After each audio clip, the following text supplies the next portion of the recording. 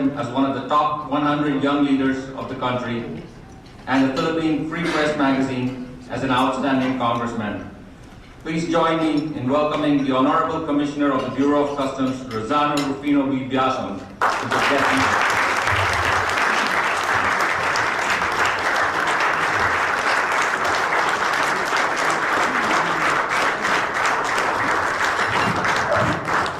Thank you very much. Be seated.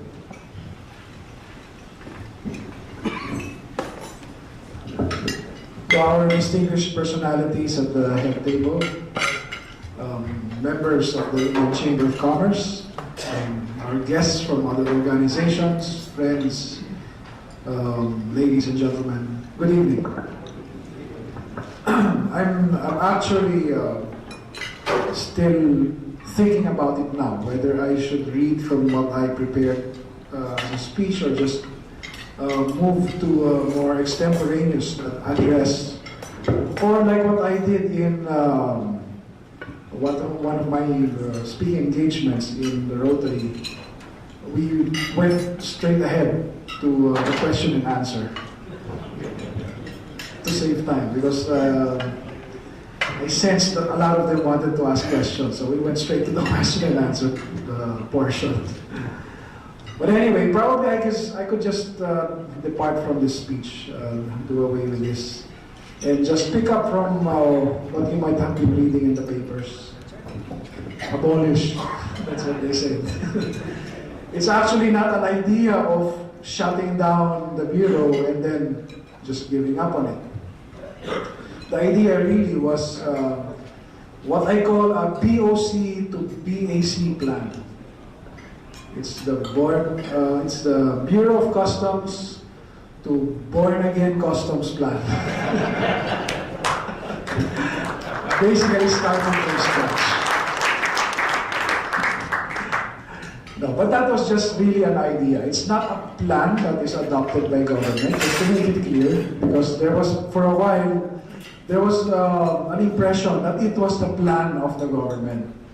Because the President issued a statement earlier, a few days earlier than my statement, and he said that there was this big plan about the Bureau. And then a couple of days later, I let out this statement about rebuilding from scratch. But it's not actually a new idea. It's not a unique idea to myself. It was an idea that I picked up from what I learned with my interaction in the international customs community. Because customs, the Bureau of Customs, is not just a local government or local agency in the country. It's not a domestic-oriented agency. We have a component of international relations. We are the gateway of the country. So we have to not just interact with other customs administration, but we also have to learn from the best practices. So one of those things that I learned about customs reform was the model that was pursued by Peru. I was reading up on some materials on customs reform in Peru, and they had a description of what it was like in Peru prior to that reform program that they implemented. And as I read that description of what the scenario was in Peru, it was as if I was reading the Philippines. Because if there is anyone who can actually make a diagnosis of what the problem of customs is, it would be the Commissioner of Customs. Because the Commissioner of Customs is the one who's exposed to the inner workings of customs, who is exposed to the relations of customs with other government agencies, other personalities, and then of course our stakeholders. So if there is anyone who can speak about customs, it would be the Commissioner of Customs, right? That's why when I hear my former colleagues in Congress talk about their expertise in customs, I just smile. Because unless you've been there, you can really never know what's in there. Um, Actually, even those who have been schooled in customs, those who took up customs administration, it's still different from what it is in here. And I'm sure our colleague who's a broker would know that. The practical reality is much different from the theories. So anyway, when I was learning about other reform initiatives in other countries, it was one thing that I came across. But it wasn't really the direction that we were taking. Because I liken it to somebody who is sick of, who has an affliction of kidney stones. There are different ways to treat kidney stones. One is you take medicines to dissolve the kidney stone. Another is you undergo a shockwave therapy. Using sound waves, you blast the stone without invading the body. And of course, the traditional one is to operate. So in this case of the Philippine Bureau of Customs, there are different ways to address the problem. And I just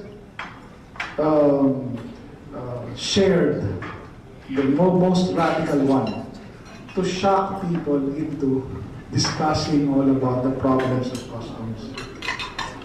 Because, you know, as I've been in, my background is I've been in Congress 3 terms. Prior to that, I was a senior staffer in the Senate for another 9 years. So I've been exposed to government, and I know how government works. So what I've seen is that customs has actually been neglected. That's the term that I use. It's been neglected. Probably to some of you would say, how can it be neglected? Everybody dips his fingers into it. Everybody comments on it. But from what I observe, everybody, yes, comments on it, but they only focus on certain aspects of customs.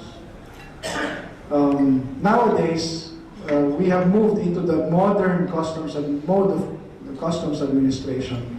But the general mindset of Filipinos, ordinary citizens, and even policymakers, the concept really is still of the traditional. That's what I would say. As an example, one time I gave out a statement in the media, and I said that I would like to see customs become a trade facilitation agency. Because that is the trend right now, trade facilitation.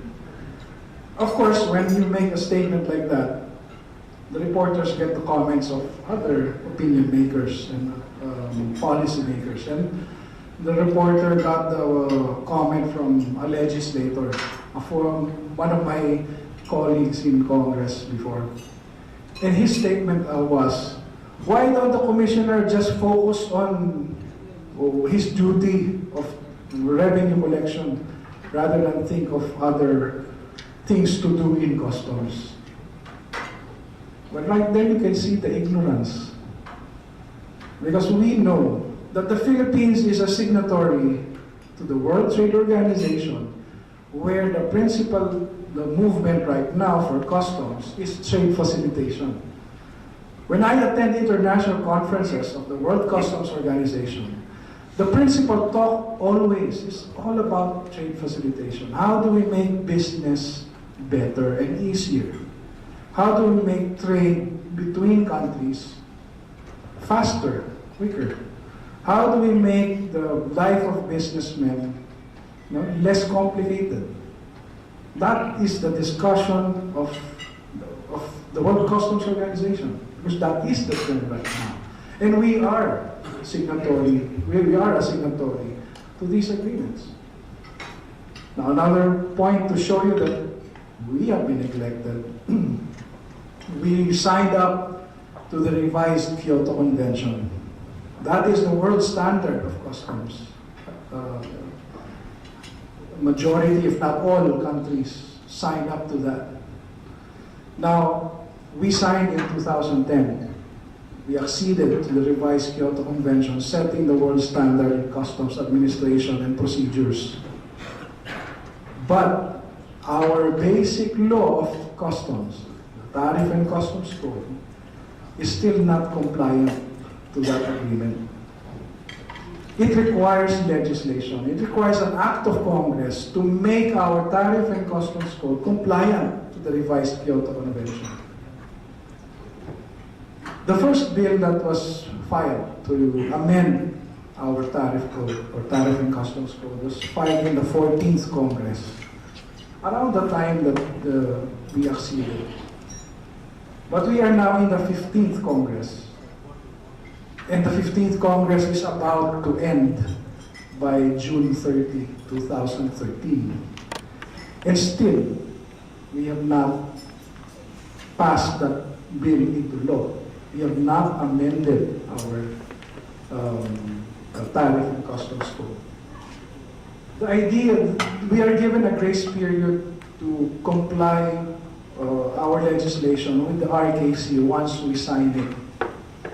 And it's supposed to be by 2016. We have already, since we signed up 2010, about 2016, we're supposed to have upgraded our law. But we don't feel the urgent need of policymakers to give this much attention. So another example is that last year, we had a series of hearings in the Senate. That rice that was intercepted in Subic, the Indian rice, as it was described. It was intercepted by customs, we forfeited it, etc.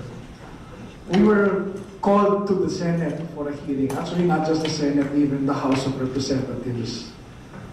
We caught the rice, but we had to face the Senate and the House of Representatives to explain ourselves. So, in the Senate, we had about no less than 10 hearings on that Subic rice, spanning about 6 to 7 months of hearings.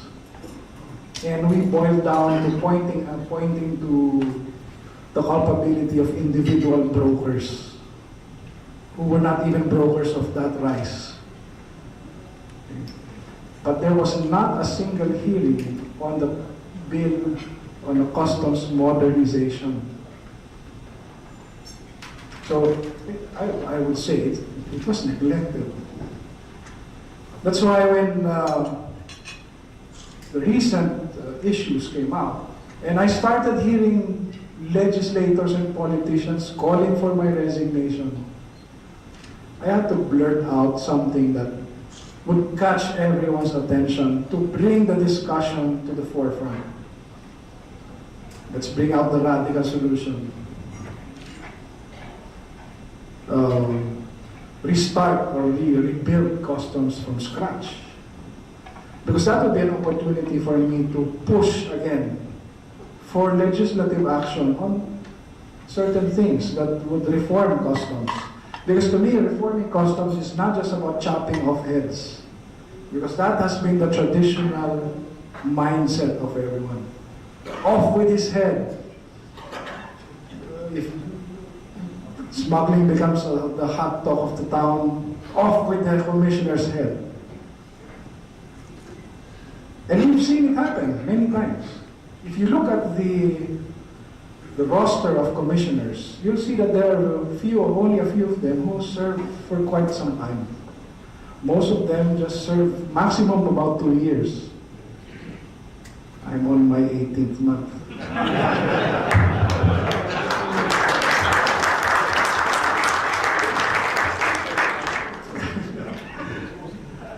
So there is no continuity in any program, reform program.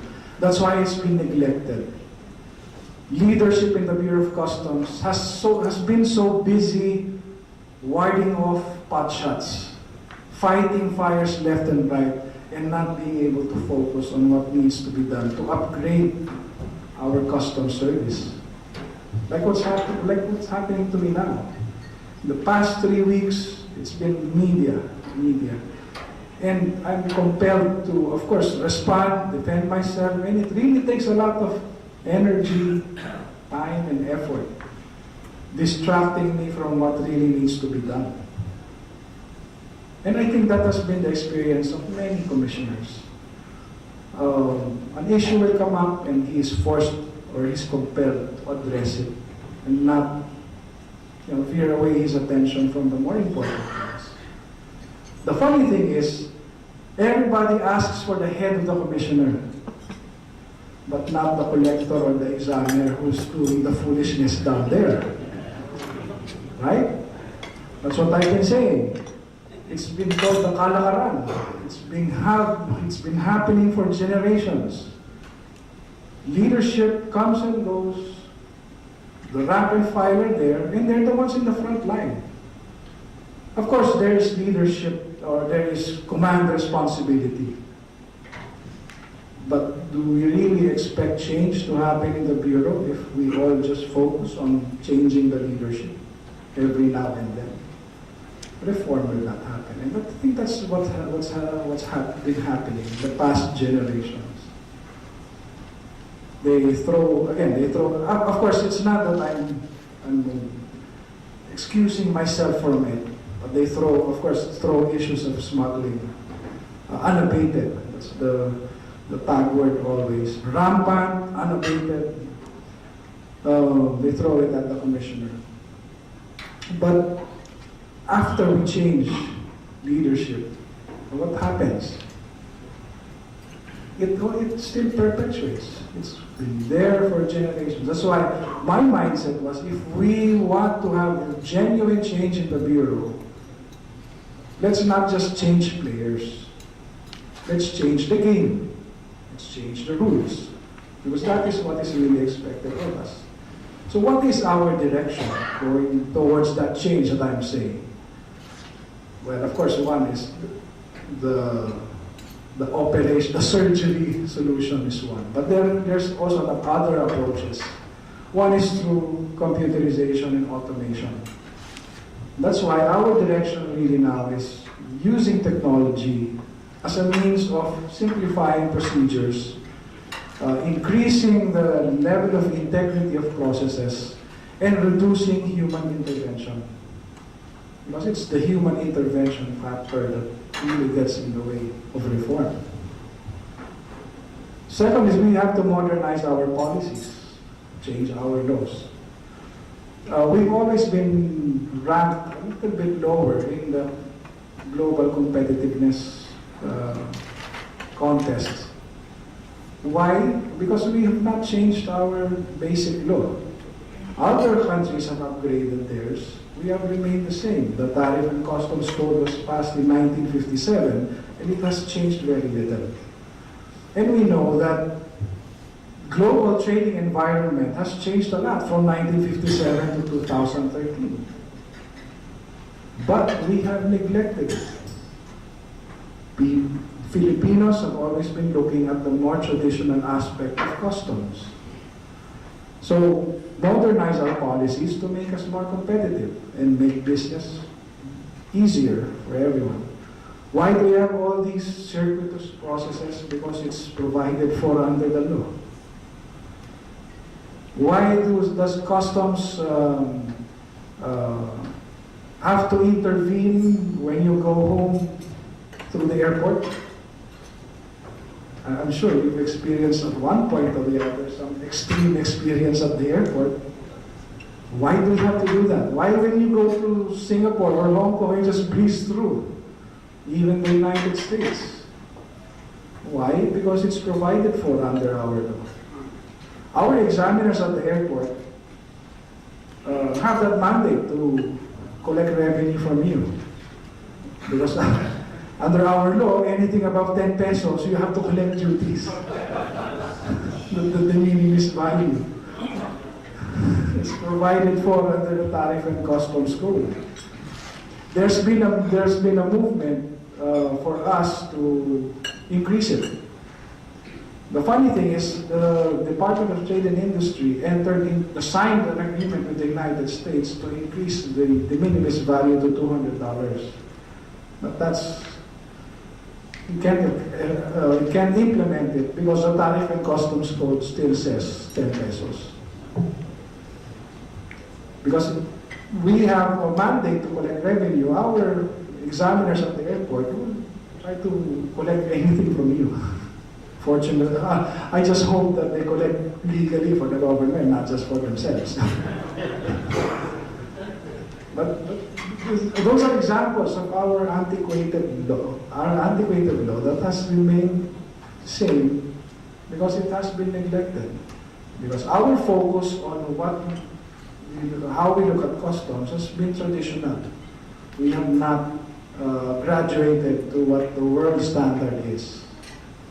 So I'm taking this opportunity of having all of those controversies, bring out some of the more relevant discussions on what needs to be done. Because I hear these senatorial candidates comment on customs. I bring out an idea and they say, that's not worth it. I mean, okay, so what's your legislative agenda for customs? Because calling for my resignation is not a legislative agenda. If you care so much for customs, to the point that you want the commissioner to resign, okay, what's your legislative agenda? That's my challenge to them. Because if you want business to be better, we have to upgrade our customs service. It's not just a matter of chopping off heads. That's what I learned when I was here. When I was appointed, my background was I was in Congress. In Congress, I focused mostly on defense and security issues. I never dealt with customs, never attended any hearings, gave opinions on customs, never knew anyone in customs. I never made padrino for anyone in customs. But when I got in, I came in fresh. I did not have any baggage. I did not have any bias. So when I came in, I was objective. I looked at how it is, learned the ropes, and that's where I applied my experience in government oversight. Where can we improve? Where can we take action? That's what I did when I came in. Some say I shouldn't have been appointed because I did not have a background in customs. But I think the president had some wisdom in doing that because he wanted somebody fresh, somebody who did not have baggage and would not be influenced by previous connection or previous interests. And being a former legislator, I had some sort of stature, which came in handy. To tell you, to cite an example, share with you a story. When I got in, I was just a couple of weeks into the office. One of the senior officers in customs was about to retire. He occupied a very key and sensitive position, and he was retirable. But he wanted to stay beyond his retirement. So he requested that if he can be extended. I said my policy is retire. Because I wanted the opportunity to have someone fill that post, move up the organization, or appoint somebody new. So when I said that my policy is retire, he called some friends. And one of those friends was a colleague in Congress. The colleague called me and said, Brad, can you let him stay on? He'll do good service for you. And I said, but he's retired. Then he said, well, he has an appointment from the president to that post. So under civil service rules, even if you're retired, you can still serve. So I asked my internal administration deputy commissioner to review the law. I'm not a lawyer. The Civil Service Code, yes, has a provision on appointments of persons of retired age. But our reading of the Civil Service Law was that if you are retired and you are appointed, that's allowed. But if you are in the service, civil service, and you reach retirement age, you retire. That was our reading. So when we talked again, I told my former colleague, Brad is really retired. Our reading is like that. And he said, And he can help us out. Just let him stay. So we were doing that dance of convincing each other. Now I was thinking, if I were an ordinary appointee and not having been a former colleague of his, I'm sure he wouldn't have been, that wouldn't have been his dialogue and tone. I'm sure his dialogue would have been, I did not have a choice. You extend him. That would have been his tone. But since we were colleagues, all he could do was try to convince me. So finally, in an attempt to stop this negotiation, I told him, okay, this is what I'll do. I'll consult the Civil Service Commission, I'll get an opinion, and I'll ask the President. So that's what I said. So it stopped. So the guy was retired. And several instances, I've been able to use it, that advantage of having that stature, in order to not give in to attempts at influencing the goings on in the Bureau. Because that is one thing that I believe that we should do.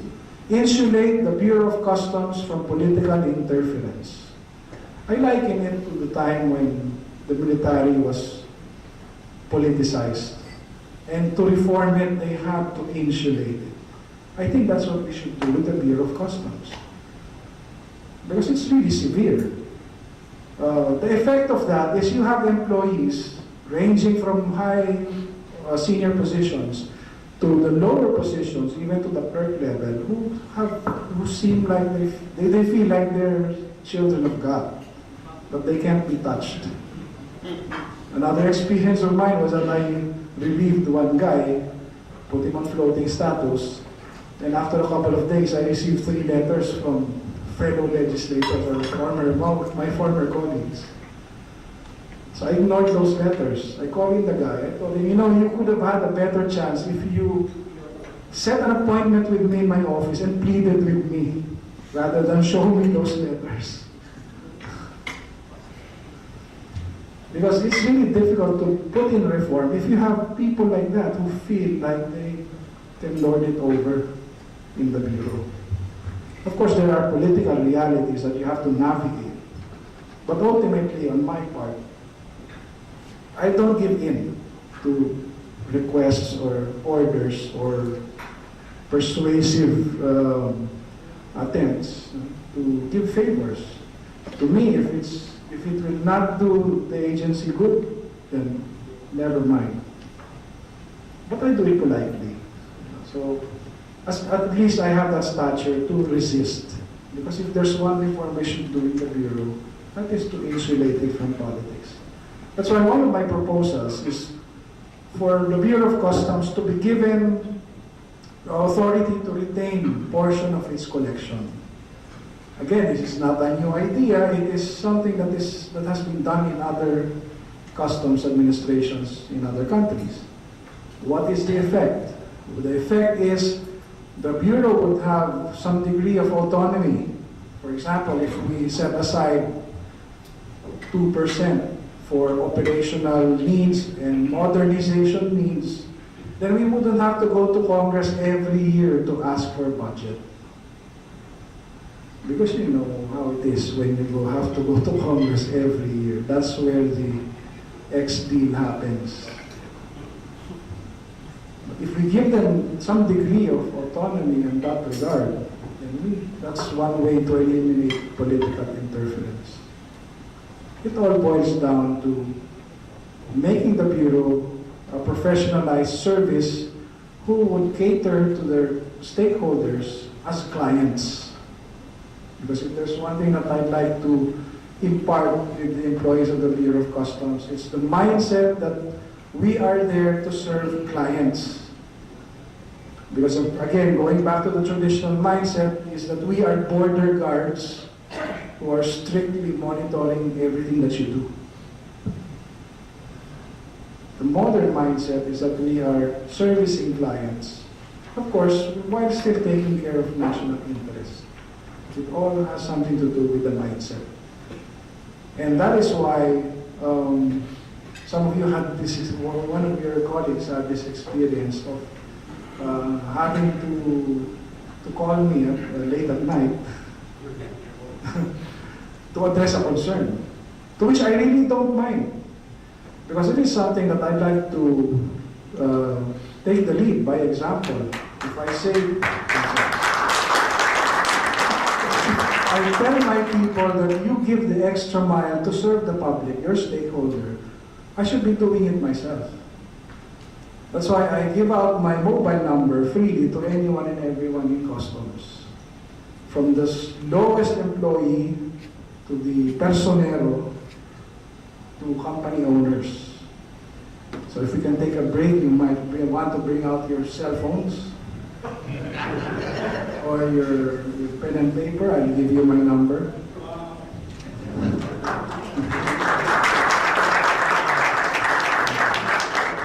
So you can just pass it around later. So here it goes. Okay, 0918 920 7532. 0918 920 7532. That has been my number for more than 10 years already. I don't change it. Okay, so as long as you text first, so I know that it's you, I can save my number, save your number to my cell phone. So I entertain calls as long as it is, of course, an urgent thing for you. I don't mind. Because it is part of what the culture that I like to spread in the Bureau, that we take care of clients. We are not just authoritarian border guards who would want to have our, that's the culture change that we need to do. So if there is any problem that you encounter with our personnel, any abuse, most especially abuse, please bring it to my attention. Because what I want my people to feel is that any time their commissioner can call them up and call their attention. Because that's what I do.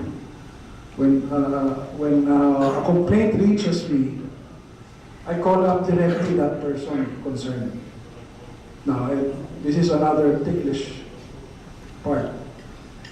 I would leave it up to you to whether you would want to formalize any complaint or not. Of course, I'd rather that you formalize. Because there's nothing that I'd like to do than to file a case against my own people.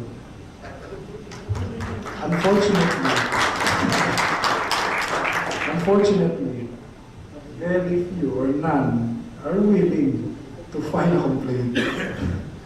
I've experienced it 100% of the time. People who come to me for a specific complaint, I offer them, let's work on this together. I want to file charges against my person. Can you help by formalizing the complaint? They beg off. I understand. I don't take it against them because what do they say? Sir, you know, they might get back at us afterwards. Then I say, well, I'm here. I'm guaranteeing you I'll help you out with those cases. I'll find a case, definitely, etc. I'll suspend him, remove him, etc. Then they say, sir, commissioners come and go, but our business. That's the difficulty of the job, actually. Because people expect us to produce results. Like this morning, I don't know if anybody of you were able to watch Unang Hirit. That was one of the tough questions of Willie Monson. How many cases have you filed? Oops. Man, you need a complaint, you need evidence to file a case. But the interview time was so short for me to be able to explain the whole thing. But that's how it is, really. While we expect a lot of reform in the Bureau, sometimes reform cannot be done just by the co-commissioner himself. He needs the help of others. And if there would be any one of you who would be willing, if you experience something in customs, then that would be most appreciated. Anyway, I think I'm taking my time, taking the time too much. It's best that there's enough time for questions to be asked, because I'm pretty sure those concerns are much more important. At least you have an idea of the mindset of the Commissioner of Customs, who I am, and what direction I'm leading to with regard to the Bureau. Because I think it's just right that you as businessmen, you in business, have that idea so that you know what businessmen want always is predictability. Because predictability is also stability. So you know how the Commissioner thinks, you know the direction that I'm taking. I was given by the President the task of reforming the Bureau. I'm an idealist, actually, but in a way, I'm also a realist. I know that I can't change the world overnight, and that there are certain realities that we have to face, and we implement change where we can, fact quickly, and then change gradually in certain areas. But one thing I can assure you is my willingness and openness to engage the stakeholders. So with this initial engagement that we have, I hope that it will open the doors for us to have open cooperation, because we all have the same objective of improving business in the country, because that is my role in the Bureau of Customs, and that is your role as members of the business community. So I thank you for this opportunity to speak before you. I'm very glad that I accepted the invitation and you accommodated me. Thank you very much.